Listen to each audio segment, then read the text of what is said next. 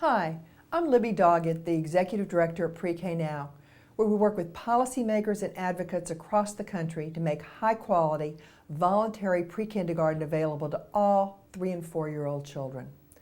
Like millions of Americans, we want every child to enter kindergarten ready for numbers, letters, and teamwork, the building blocks for success in school and in life.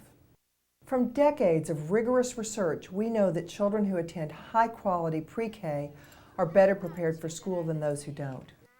We have a small window of opportunity before the age of 5 to stimulate the brain development that is the foundation for learning. A quality pre-K education helps parents make the most of that opportunity. Last year, we observed a classroom in Virginia led by an amazing teacher, Ann Topazzi, and her invaluable assistant teacher, Kim Doe. You're about to meet a handful of Ann's children. Together, they'll tell you and show you what children learn in pre-K. When Erica started in our pre-K classroom, she had already had 1 year of Head Start as a 3-year-old. She dealt well with other children. She understood some of the conventions of school that take a little while for a child to learn when they first come to the classroom. Friends. She had some good number sense. She was counting past 10, and she had a good sense of rote counting.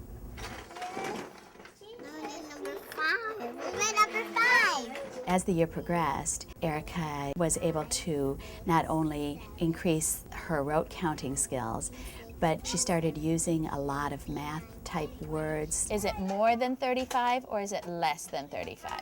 Less. She always seemed to use math skill in a conversation so that we got the sense that she really understood and really conceptualized what numbers meant.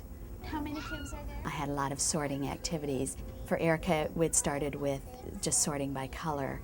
And then when that was very easy for her, we had more materials available to her so that she was not only sorting, say, by color, but she was sorting by color and shape.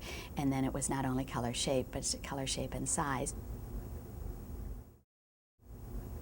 Natea came lacking some of the skills that I thought she might have in place.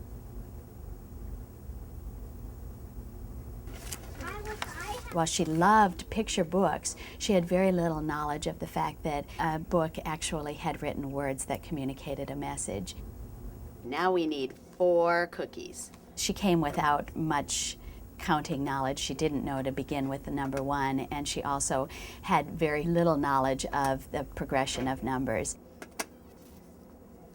4. Who's got it? Natea has developed a lot of math and quantitative skills through her pre-K year. Where would you like to work? As the year progressed, she started with counting, starting with the number 1, and she often skipped numbers. With frequent practice, repetition, and as a classroom exercise, with her just listening as her classmates would count, she began to fill in those voids and then eventually moved on to counting nearly to 20 without any skips.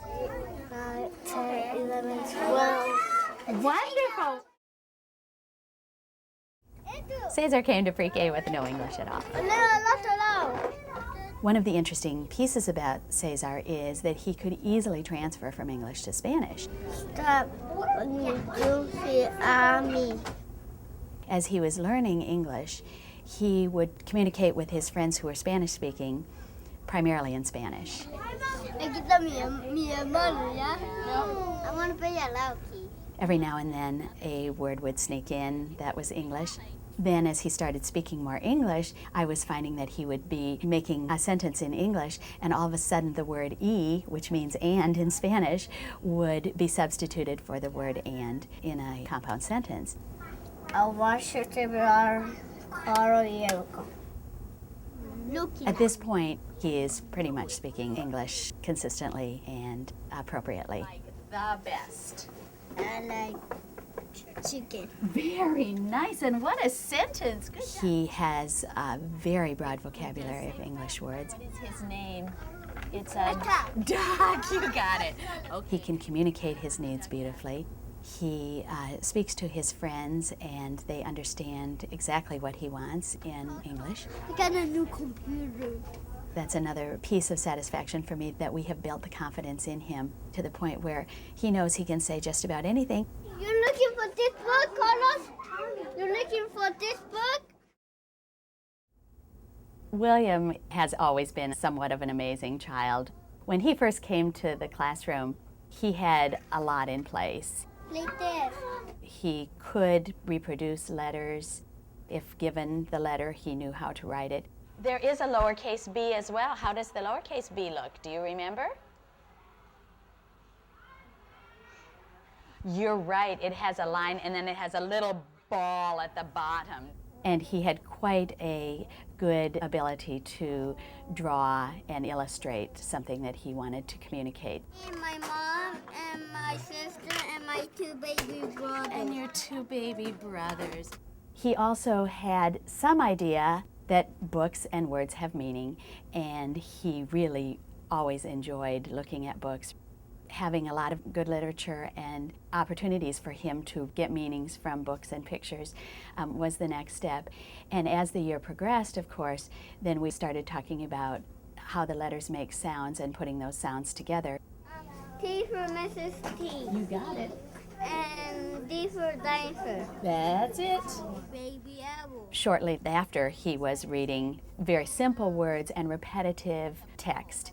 Once he had that down pretty substantially, then we could move on to some text that had fewer visual cues, to the point where he was figuring out some emergent reading books with very few picture cues to support, but he wasn't using the support as much as he was using his ability to break down the words phonemically and be able to figure out what the words actually said.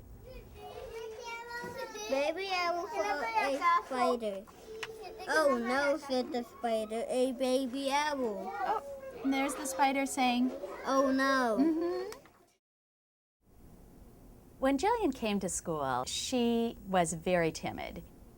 She did not have a great deal of confidence, which was actually belied by her great vocabulary. Not bunny. Not bunny. Buggy. Not buggy. Yeah. No.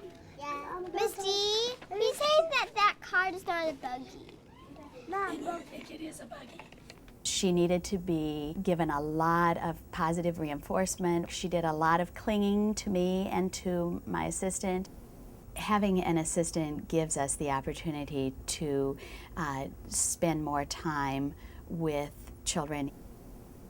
In the beginning of the year, Jillian chose one friend, and her one friend was Natea, and they connected at the hip. Hey, I'm not done. You can have all of it. As the year went on, she was able to branch out. So she went from a child who came very shy and not as comfortable being in a classroom of peers to a leader of peers. A lot because she does have this very mature, extensive vocabulary. She also has a pretty good understanding of the way things work in the world. Can you give her some? Are you going to be her friend? Are you going to be her friend? But you don't have a thing. Here, we can share our things. Okay? That's an incredible classroom. All children, no matter where they live, deserve that experience. At the heart of a good pre-K classroom is a great teacher like Anne. She clearly cares for her students, but more than that, Anne's college education and training in early childhood development enable her to help children get the most out of every learning opportunity. And the small ratio of children to teachers in Anne's classroom, never more than 10-to-1, ensures everyone gets plenty of individual attention. Unfortunately, far too many children are not getting this experience. Please join this historic movement to make what you've just seen a reality for all children.